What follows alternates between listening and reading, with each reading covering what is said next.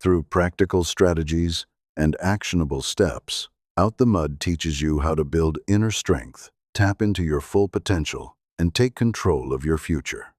This book provides the tools to shift your mindset and take deliberate steps towards success, happiness, and self-empowerment.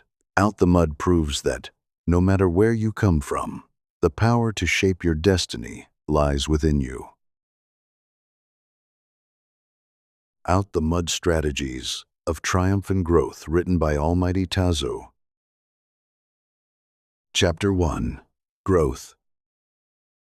Growing up in one of Chicago's most dangerous neighborhoods, I didn't have the luxury of pretending life was easy. There was no space for naive optimism, no time to believe that the world would just give me a chance. I was thrown into a reality where gunshots weren't an anomaly, they were the soundtrack of our lives. The violence that rained down upon my neighborhood didn't just come from external forces, it was in the air, woven into the fabric of everyday existence.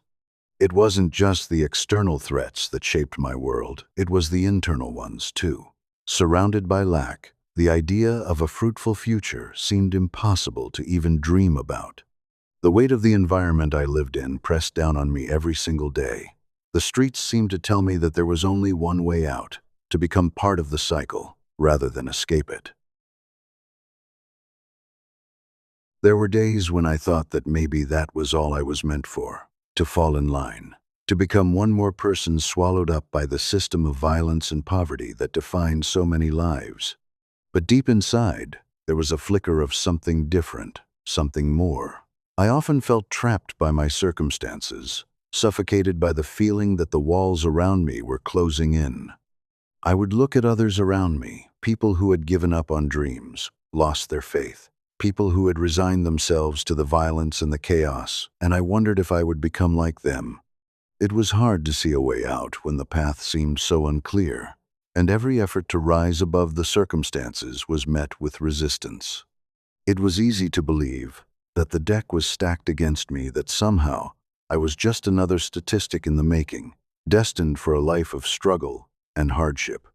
But despite all of that, it was in this very environment that I learned some of the most valuable lessons of my life. There's a certain kind of strength you can only find when your back is against the wall, when you have no choice but to fight.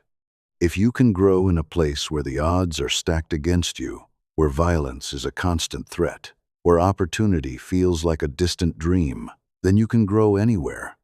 In the end, I was forged into something stronger. The uncertainty, the violence, and heartache became the crucible that tested my will, my resilience, and my determination to live life on my own terms. And though I didn't always see it at the time, these trials became the building blocks of my transformation. I now know that the hardest experiences can become the most powerful teachers, but only if you're willing to learn from them. Each setback held lessons if I was willing to learn from them. I didn't always learn the lessons right away. Sometimes it took hitting rock bottom before I could see the truth in the pain. Sometimes it meant sitting in the darkness, questioning everything, before the light of understanding opened my eyes. But over time, I learned that the pain wasn't permanent. It was the kind of thing that shaped you. This book isn't just about becoming the best version of yourself in some abstract. It's about becoming the best version of yourself despite the challenges, obstacles, and setbacks that life throws at you. It's about the grit it takes to rise from the ashes when everything is trying to pull you back down. And let me tell you, if you can make it out of a place where opportunity feels like a distant dream and where fear is a constant companion, then you can truly unlock your potential in ways you never thought possible. I've walked that path. I've survived it. And I can tell you now that the person you become after facing down the rugged parts of life is a version of yourself that is more capable, more powerful, and more determined than you ever imagined. But here's the thing, none of this happened overnight. It took time, it took faith and persistence. It took a deep, unshakable belief that I could fight for my future, even when the odds seemed stacked against me. There were days when I felt like I was walking through mud, every step heavier than the last, every moment filled with doubt. But those days, as tough as they were the ones that taught me to persevere. They taught me that success isn't about immediate results or instant gratification. It's about showing up day after day. That's the thing about growth. It isn't linear. There's no straight line from point A to point B. There's no one-size-fits-all blueprint for becoming the best version of yourself. But there is one truth that will always apply. You have to be willing to put in the work. It took time for me to realize that. It took time for me to understand that I had to keep pushing forward, even when life kept knocking me down. I had to learn to take every setback, every hardship, and use it as fuel for my God-given fire. I couldn't afford to be discouraged by the circumstances I was born into. I had to take what life handed me and turn it into something that worked for me rather than against me. It wasn't easy, and there were days when I didn't know if I had it in me. But slowly, surely, I began to see the cracks in the walls I had built around myself. I began to see that if I kept moving, I could break through them, so I did. And now, looking back on that journey, I can honestly say that everything I went through, every hardship, every challenge, every moment of doubt, all of it was worth it. Because in the end, those experiences made me who I am today. This book is my way of showing you that no matter where you start, no matter how difficult your circumstances may seem, there is always a way forward. And with patience, determination, and the right mindset, you too can become the best version of yourself, no matter what life throws at you. Chapter 2. Surviving, 𝗖𝑠 and Living. Growing up in a neighborhood plagued by gun violence, I didn't always think about self-improvement. Each day presented a new challenge, a new obstacle to overcome, just to make it through the day. It wasn't about ambition or dreams. In a place where danger lurked around every corner, where the harsh realities of life were always knocking on your door, every decision was made through the lens of survival. I learned this lesson early, and it became ingrained in me. It wasn't just about protecting yourself physically. It was also about protecting your mental and emotional state. The streets were unforgiving. People didn't show mercy to those who were weak, who were easily intimidated, or who lacked the ability to defend themselves. It was a place where you had to be tough. Tough enough to endure the constant barrage of hardship, tough enough to stand your ground. But that toughness, that need to survive, left little room for self-improvement or growth. There simply wasn't time for it. The pressing need to get through each day kept any other aspirations buried deep inside. I remember watching my friends get caught in the crossfire of gang wars, young lives full of promise and potential, cut short by a senseless bullet, a fleeting moment of violence. Some were simply in the wrong place at the wrong time, while others had made choices that led them down a darker path. Either way, it didn't matter. In the end, it was all the same. Another life lost, another story left unfinished. The grief of losing someone you care about becomes a familiar companion in an environment like that. After a while, you get used to the feeling of loss. It's like a shadow that always follows you, no matter how far you try to run from it. I remember the first time I lost someone close to me. It was a moment frozen in time, one I'll never forget. Seeing someone lose their life in such a violent, unnecessary way is something that can't be explained. It's something you have to live through to understand. There was nothing I could do to change it, nothing I could say to bring them back. The finality of death, especially in a place where it feels like it could happen to anyone at any time, can be overwhelming. Those are the kinds of moments that break people, or they can make them stronger. For me, it was the latter. In that moment of profound grief, I made a decision deep within myself. I refused to let this define me. I refused to let the streets, the violence, and the pain rob me of the life I knew I was capable of living. I wasn't going to become another statistic, another face in the crowd of lost potential. I wasn't going to fall into the trap that so many before me had fallen into, giving up, resigning myself to the belief that this was all there was. The streets were full of people who had given up, people who had allowed the violence and chaos around them to define who they were. They had resigned themselves to a life where survival was the goal, and anything beyond that peace, joy, success seemed unattainable. I saw it every day. People who had stopped fighting for themselves, people who no longer believed there was any way out. But deep down, I knew there had to be more to life than just surviving. I knew that life could be different, that there was more for me beyond the confines of the neighborhood. The hardest lesson I learned was that survival isn't enough. You have to want to thrive. Surviving is just getting by, it's not living. And I knew, deep down, that I was capable of more than just getting by. The desire to thrive, to grow beyond the pain and the violence that surrounded me, was what pushed me forward. I wanted to see beyond the narrow scope of my circumstances. I wanted to create a life that was mine, one that wasn't dictated by fear, one where I had control over my future. But the truth is, that kind of thinking was a challenge in itself. In a place where survival was the focus, thriving seemed like an unattainable dream, like something for other people, people who didn't have to deal with the daily reality of the streets. But I refused to accept that. I wasn't willing to accept that my environment had to define my life. I had seen enough people become prisoners of their own circumstances, watching them grow bitter and angry, settling for less than they deserved. And while I understood the temptation to do so, to just give in and accept the world as it was, I knew it wasn't the path for me. If I allowed myself to fall into that mindset, I knew I'd be just like everyone else who had given up, who had let their dreams die in the chaos.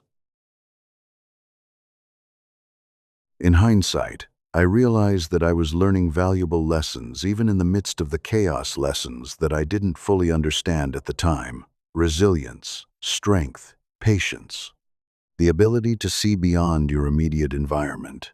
These lessons were being carved into me by the circumstances I lived in, whether I realized it or not.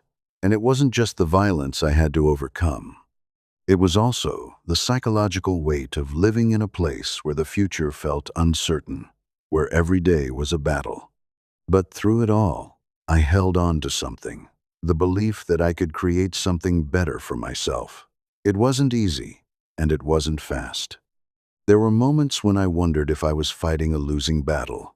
But then I'd remember the people I'd lost, the friends who didn't make it out, and I'd find the strength to keep going. I wasn't going to let their deaths be in vain. I wasn't going to let the streets win. The reality of growing up in an environment like mine can break most people. The constant threat of violence, the loss of loved ones, the overwhelming sense of misfortune, it can make you numb. But it can also make you vigorous. It can make you realize that you have the power to decide who you will become, no matter how harsh your environment. While the road to thriving wasn't clear at first, and it didn't always feel like I was making progress, I knew I had to keep going. Thriving wasn't just about escaping my environment, it was about transcending it, about creating something new out of the wreckage. When you grow up surrounded by danger and scarcity, it's easy to start believing that your fate is sealed, that the struggles, the poverty, the violence, the hopelessness, it's all just a part of who you are. When you're constantly surrounded by the harshness of life, it can feel like there's no way out. Whether it's the media constantly showing you a version of your neighborhood filled with crime and despair, or the people around you who have simply given up, it's easy to internalize the idea that this is your destiny, that this is the life you're supposed to lead. You begin to see the world through a lens of limitation. The walls feel high, and the doors seem locked. And for many, it's easier to accept that than to try to fight against it. You're told, in subtle and not so subtle ways, that people like you will never be more than your environment. People like you aren't for anything better than what you already have. It's hard not to internalize that messaging, especially when you're surrounded by people who have settled, people who've stopped believing that things could be different. You see it in the way they talk, in the way they move through life, in the way they no longer expect anything beyond the immediate struggle. It's as if the dream of something more luxury that they, and by extension, you, can't afford. At some point, something inside me clicked. I had to make a conscious to do the hard things. The easy route would have been to just accept things as they were, to fall in line with the expectations of the world around me, to let the weight of my circumstances decide for me. But deep down, I knew that wasn't the life I wanted. I began to realize that shifting my mindset was the first and most important step in changing my life. It's one thing to survive, it's another thing to live. Survival is about getting through the hardest times. It's about breathing through the pain, enduring the violence, the loss, the uncertainty. It's about navigating each day without falling apart, without losing yourself. Survival is necessary when you're in a war zone, when life feels like a constant battle, but survival alone isn't enough. Living, on the other hand, that's what gives you purpose. That's what makes you get up in the morning and keep going when the world feels like it's crumbling around you. Purpose is what gives life meaning. And once I started to understand that, I realized that I didn't have to be trapped in a cycle of survival. I could choose to live, to step beyond mere existence, and strive for something greater. Chapter 3. Breaking the Cycle. It wasn't idealism that drove me, though. Idealism can feel like a distant dream when you're living in the middle of chaos. What I did have was a vigorous determination. A determination to break free from the cycle of violence that had claimed so many around me. I couldn't change the past. I couldn't erase the violence, the trauma, or the generational struggles that seemed to define my community. But what I could control, what I could take ownership of, was my future. That's where I began. It wasn't an instant transformation. It didn't happen overnight. I started small. Every day, I made the choice to do just one thing that would take me closer to where I wanted to be. If I had a book or article, I read it. If I had the chance to learn a new skill, I seized it. If there was a job, any job, I took it. I worked odd jobs, jobs that didn't always make sense or seem glamorous. But that didn't matter to me. Every dollar earned, every skill learned, every book read, it was all a step forward. It wasn't about the big leap. It was about the consistent, steady steps. But more than anything, I focused on what was within my control. And, surprisingly, that was a lot more than I thought. I couldn't control my environment, my circumstances, or the people around me, but I could control my attitude. I could choose how I responded to adversity, how I carried myself through the difficulties I faced.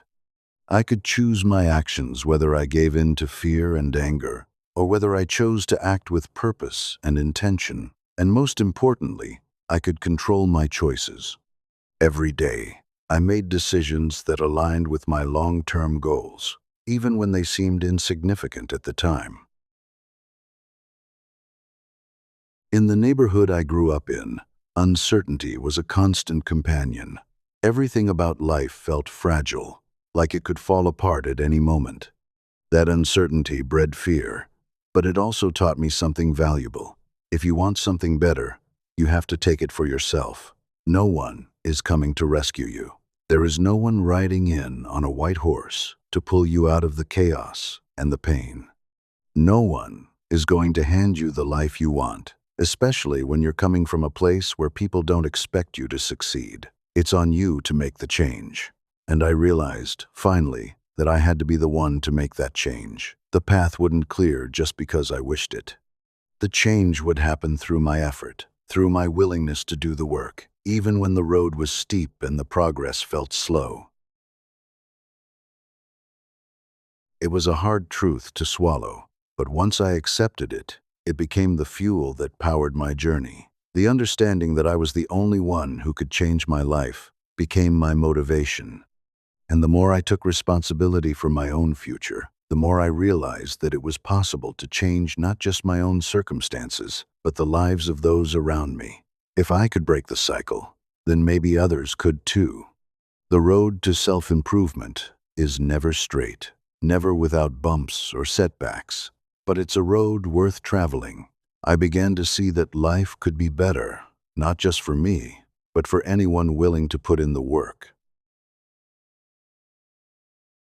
Chapter 4. You can't afford to give up.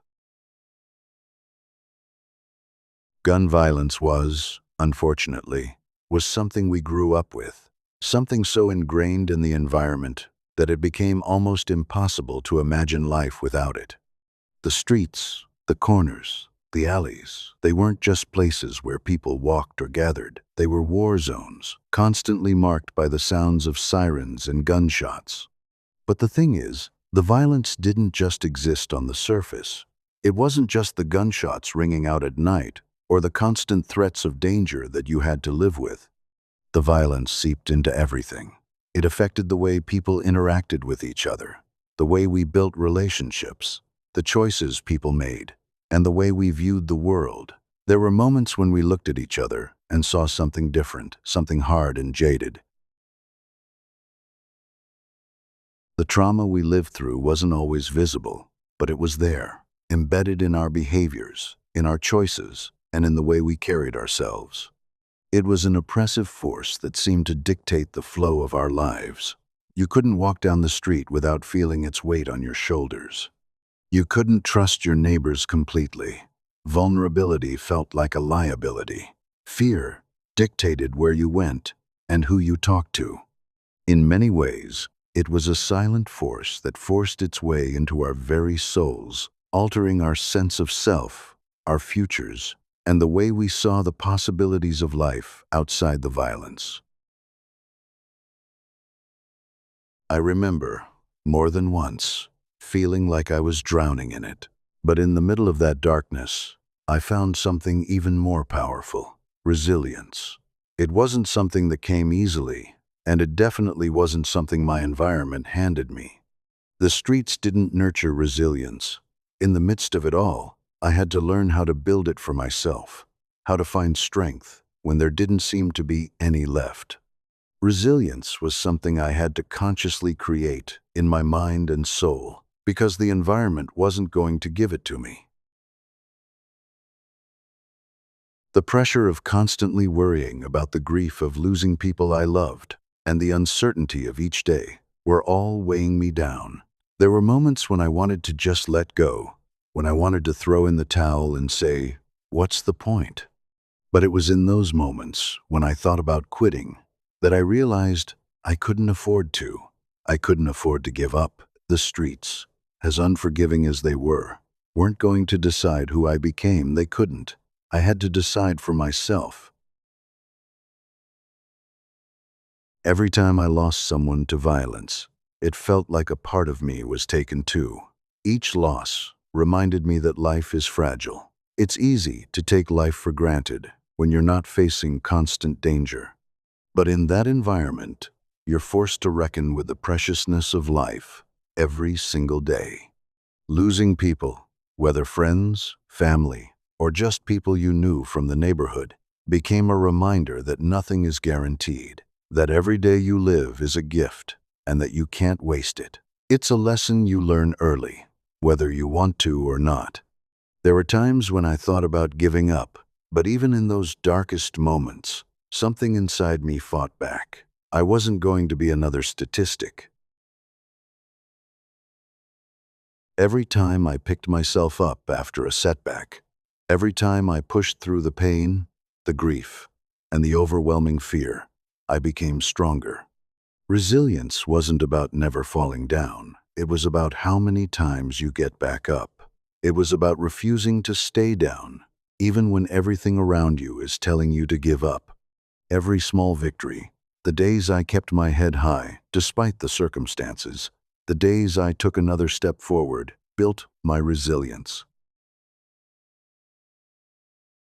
Slowly but surely, I started to realize that the fight was worth it for the life I wanted to live. In the face of constant adversity, I had to learn the hardest lesson of all. The only way out is through. There's no shortcut, no quick fix. You can't bypass the tough moments or the struggles. You can't just skip to the good part. Life, especially a life shaped by hardship, doesn't allow you to sidestep the journey. It forces you to face it head-on. And there were times when it felt like there was no way forward, like the road had ended. But what I came to understand is that that's exactly where the growth happens. It's in those moments, when it feels like everything is against you, that you have to choose to keep going. When you don't see a way out, and the walls are closing in, it's easy to let the weight of the situation crush you. But resilience teaches you that you don't have to have everything figured out right away. You just have to keep moving, one step at a time, even when it feels impossible. Real growth comes from the struggle, from the perseverance, and from pushing through when everything inside you wants to quit. I wasn't just fighting to survive. I was fighting for something more. I wasn't fighting just for my own life. I was fighting to live, to grow, and to be someone who could break free from the chains that had held so many of us in that cycle of despair. I wanted to be someone who could make it out. I wanted to show others that it was possible, that even when the world tells you no, even when your circumstances seem to close every door, you can still find a way.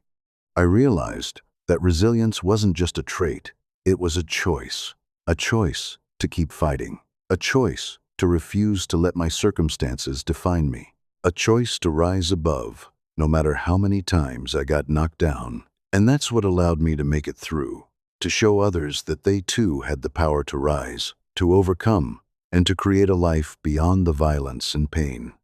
I knew that if I could make it out of that darkness, so could others. Chapter 5. Your comfort zone is killing you. In my neighborhood, you became hyper-aware of your surroundings. Every noise made you tense up. Every person who passed by you became a potential threat, and every decision, even a small one, felt weighted with the risk of something going wrong. But the worst part was the constant uncertainty. It wasn't just about the visible threats like the violence in the streets or the gangs that controlled certain corners. It was the fear of the unknown, the anxiety of never knowing what could happen next. But rather than running from my fear, I chose to confront it head-on. I learned that fear, while a natural response to danger, didn't have to control me. It was something I could face, something I could learn from, rather than something that would paralyze me. I had a choice. I could let the fear dictate my actions, let it shrink my world and keep me stuck, or I could find a way to use it to propel myself forward. Fear can be paralyzing. Instead of allowing fear to dictate my actions, I began to see it as a signal, a warning, yes, but also a signal that I was stepping into something that mattered. When I felt fear, it meant I was pushing my boundaries, stepping out of my comfort zone, and entering a space where growth could happen. Each time I encountered a situation that instilled fear within me, whether it was making a decision that could have significant implications for my future, trying new things I wasn't used to doing, or simply standing up for myself in the face of adversity, I grew stronger. Fear, I realized, wasn't a wall that would stop me. It was fuel for my drive. It became the catalyst that pushed me to take action, to be better, to fight harder. In the most dangerous moments, when my heart would race, I chose to move forward anyway. Because each time I stepped into the unknown, each time I faced the fear and pushed through it, I was reshaping my destiny. My ability to handle it, to channel it, and my ability to break free from my comfort zone grew stronger. Through this, I learned one of the most important lessons of all. True growth happens when you step into the unknown. It's when you push past your fears and take that first uncertain step towards something greater. That's when you begin to unlock your potential. I've always said that growth doesn't happen in your comfort zone. Growth happens in those moments when you choose to move forward, even when everything around you tells you to turn back. When you choose to rise above the fear and the uncertainty, you begin to realize how strong you really are. For me, stepping into the unknown meant taking risks. Risks in my personal life, risks in my decisions about education, work, and even relationships. It meant choosing to believe in something better than the environment I had grown up in. It meant not letting the darkness of my surroundings define who I would become. If I could grow in a place where fear was a constant, then I knew that fear didn't have to be a barrier. It could be a tool, a weapon in my arsenal. If I could take the fear that surrounded me every day, the fear that told me I was destined to fail, and use it to fuel my desire to be better, then I knew I could overcome any obstacle. Fear could only hold power over me if I allowed it. I began to understand that the most powerful way to confront fear is not by avoiding it, but by standing firm in the face of it and choosing to keep moving forward. Fear doesn't go away. It will always be there in one form or another. But what changes is your ability to handle it, to move through it, and to learn from it. Fear will always be a part of the journey, but it no longer has to dictate the destination. Chapter 6. You aren't alone. Even in an environment like mine, I learned the value of community. In my neighborhood, survival often meant keeping your guard up, trusting only a select few, and learning to read people quickly, because trust could be a dangerous thing to give away too freely. Everyone seemed to be driven by their own survival instincts, and in such a place, it was easy to believe that people couldn't be trusted. You had to watch your back at all times. But despite the harsh realities around me, I began to realize something that would change my perspective. Real growth happens when you allow others to support you. At first, it was hard to let go of my skepticism, to open myself up to the possibility that there were people who genuinely wanted to see me succeed. But over time, I understood that true progress isn't just about fighting through things on your own. It's about recognizing when you need help and letting others in. Whether it was family, a mentor, or a few close friends who understood what I was going through, those relationships became the foundation upon which I built my growth. It wasn't easy. Trust had to be earned, and there were moments when I questioned whether I could rely on anyone but myself. My environment had taught me that people often disappoint you, that loyalty was fleeting, and that in the end, you could only depend on your own strength. But in the quiet moments, when I would sit with someone who genuinely cared, I started to see a different picture. I began to see that community isn't just about who's in your corner during the good times. It's about having the courage to ask for help in the right places. These relationships, those connections with people who believed in me, growing toward the same goal in life, became valuable. There were times when I thought I was alone in my struggle. I would feel like the weight of the world was on my shoulders, wondering if anyone could possibly understand my desire to rise above my circumstances. I felt isolated in my ambitions, as though I was the only one who wanted more out of life. But the truth is, no one succeeds alone.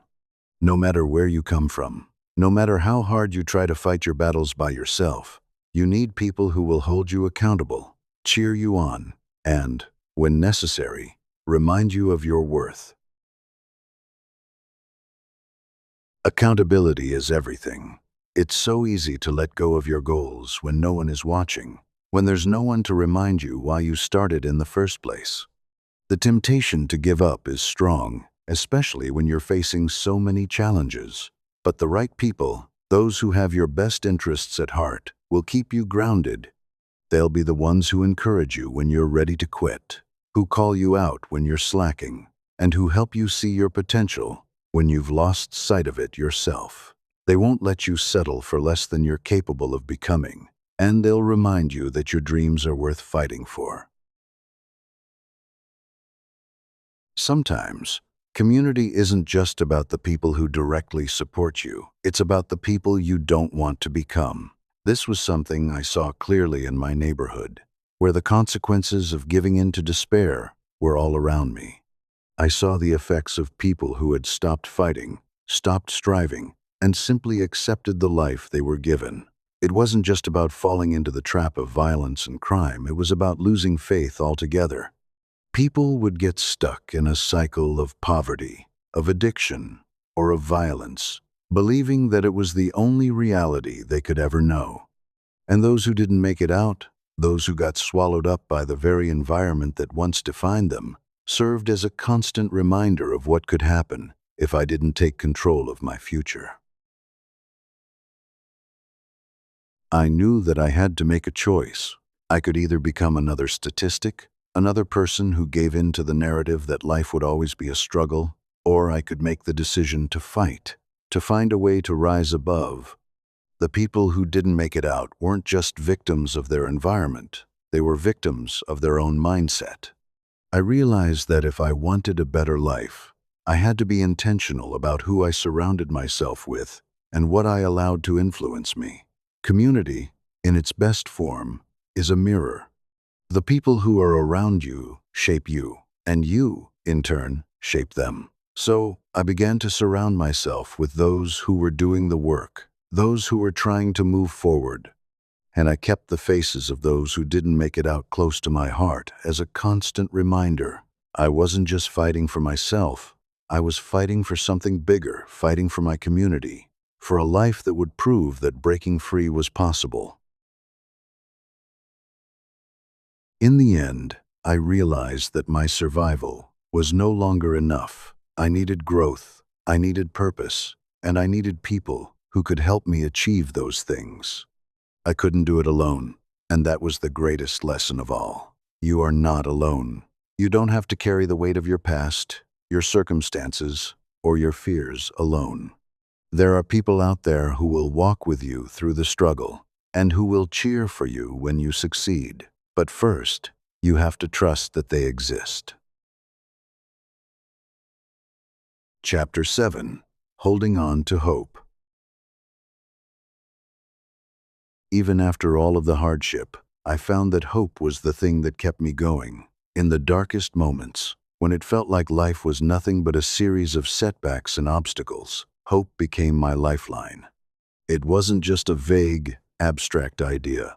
Hope became a powerful, driving force that kept me from giving up when everything around me seemed determined to drag me down. Hope isn't about denying the difficulties in your life. It's not about pretending that everything is fine when you're surrounded by chaos and uncertainty. Hope is the ability to believe that, despite the circumstances, something better exists on the other side of the struggle. Hope, for me, became an internal compass, a belief that there was a way out, even when the road ahead was fogged with doubt. Hope is the belief that there's something better waiting for you if you're willing to keep going. It's the quiet confidence that tells you, no matter how many times you fall, you can get back up again. That no matter how many doors slam in your face, there's always another path to explore. It's that whisper in your soul that says, "This is not the end." Hope gave me the strength to keep fighting, even when the odds seemed impossible. The problem with hardship is that it has a way of narrowing your focus.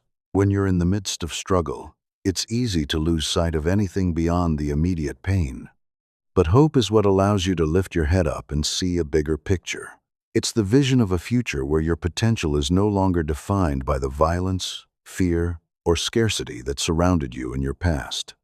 Hope gave me the ability to look beyond my current circumstances and envision a future where I could grow, where I could thrive, and where I could contribute something meaningful to the world around me. That's the power of hope. It doesn't ask you to ignore your struggles. It asks you to believe that those struggles don't define you. Hope is what allows you to see beyond the temporary setbacks, to look past the pain, and recognize that the journey you're on is shaping you into someone who can handle whatever comes next. I began to realize that my circumstances, no matter how harsh, didn't determine my worth or my future. They were simply challenges that would help me grow stronger if I allowed them to.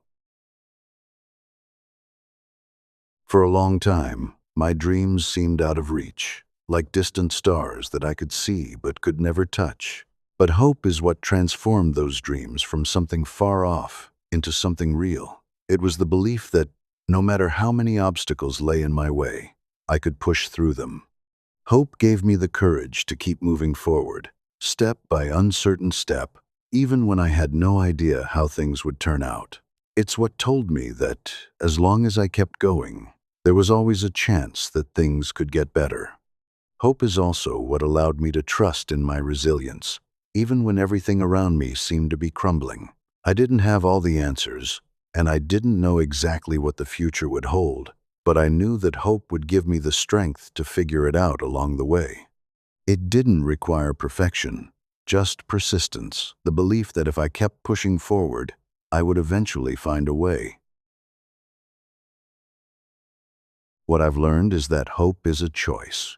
It's not something that's given to you or granted by your circumstances. It's something you create within yourself. In a place where so many others had lost their hope, I had to make the conscious decision to hold on to mine. And when you make that choice, you start to see the world differently. You begin to notice opportunities where others only see obstacles. You begin to recognize your own potential, even when it feels like the world is trying to convince you otherwise. Hope isn't just a feeling, it's an action. It's the commitment to move forward, no matter how small the steps might be. It's about finding that next step, and then the one after that. I began to see that hope was something that needed to be nurtured, watered, and grown over time. And the more I cultivated hope, the more I began to see the possibility of a different life. A life where I could break free from the cycle of violence and limitation that had defined so much of my life. Hope helped me believe in the possibility of transformation. It told me that my past didn't have to define my future, that the violence and fear I grew up with weren't the only things that could shape my identity. Hope gave me the courage to choose differently, to choose to break free from the constraints of my environment and create something better. And in doing so, it gave me a purpose, a reason to keep going. Hope is the spark that keeps the fire of your dreams burning. It's the invisible force that pushes you forward, even when the road is tough. It tells you that no matter how dark the night seems, the sun will rise again. And that's what allowed me to keep going, because I truly believed that on the other side of all the pain and struggle, there was a life waiting for me. A life that would allow me to finally tap into my potential and create a future of my own design. Chapter 8. It's a journey.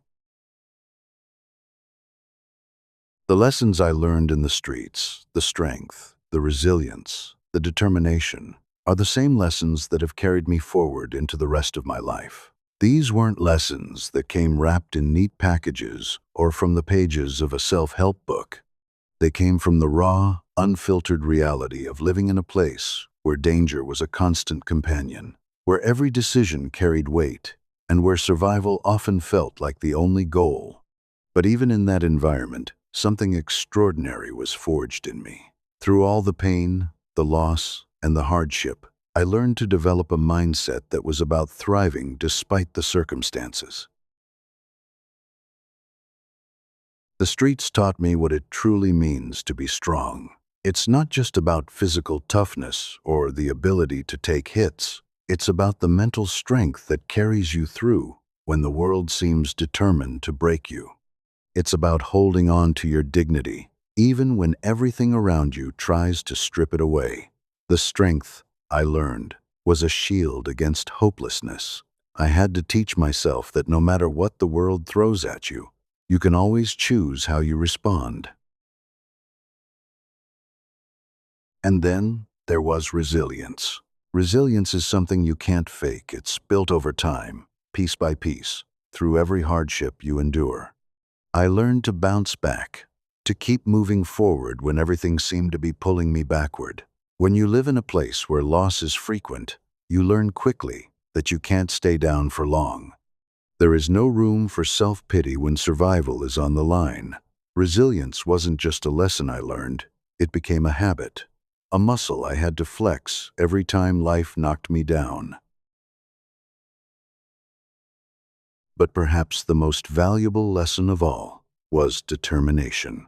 I learned to keep going, no matter how dark the path ahead seemed, no matter how impossible the goal appeared. It was the kind of determination that pushed me through long nights of uncertainty and days filled with doubt. I didn't always know how I was going to make it out of the mess I was in, but I knew one thing: I was not going to stay stuck. I understood that the key to getting through the chaos was to keep moving forward, one small step at a time. Every tiny action I took was a victory, and each victory, no matter how small, was proof that I was capable of more than my environment had ever told me I could be. Those lessons from the streets became the foundation upon which I built everything else in my life. They shaped my approach to every challenge, every opportunity, and every dream I pursued. I realized that life isn't about having all the answers or the perfect plan. It's about having the courage to take the next step, even when you can't see where it leads.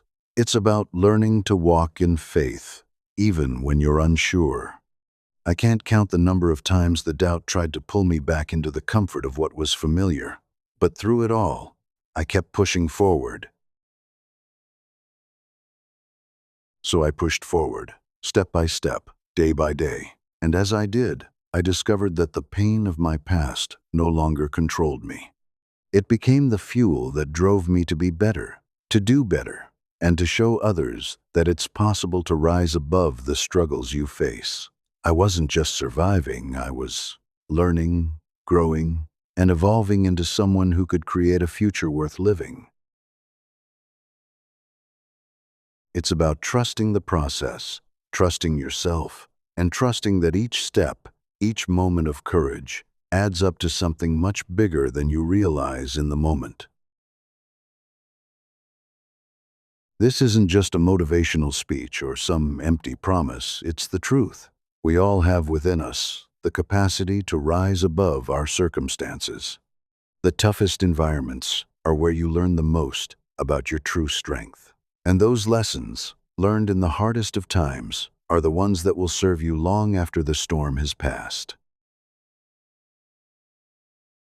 The best version of yourself is waiting for you. It's not a distant dream. It's not something that only exists in the future, far beyond the reach of your struggles. It's not something that's reserved for the lucky or the privileged. The best version of yourself is already inside you.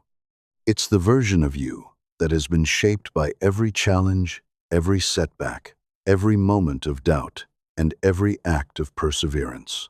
It's the version of you that refuses to accept defeat and pushes forward. It's a journey, and you're already on it. You don't have to have all the answers.